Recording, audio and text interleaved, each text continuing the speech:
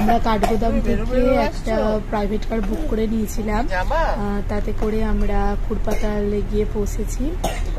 রাস্তায় যেতে যেতে অসম্ভব সুন্দর প্রাকৃতিক সৌন্দর্য আমাদের নজরে আসছিল এবং খুব সুন্দর একটা আবহাওয়ার মধ্যে দিয়ে আমরা যাচ্ছিলাম, খুবই ভালো লাগছিল।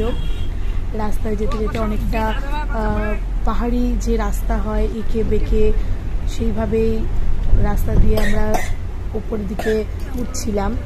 তো আমার ছোট ছেলের শরীরটা একটুখানি খারাপ হয়ে গেছিল, পাহাড়ের আঁকা বাঁকা রাস্তা দিয়ে যেতে গিয়ে ওর একটু ভমিটিং শুরু হয়েছিল।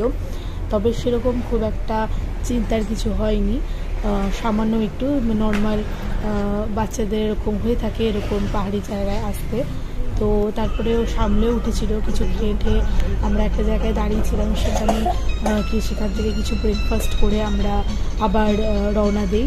খুবই সুন্দর একটা পরিবেশ, লোকজন এবং বাঙালি সবসময় ভ্রমণ পিপাসু, যেখানেই আমরা যাই না কেন আমরা সব জায়গাতেই আমরা বাঙালিকে অবশ্যই পাই।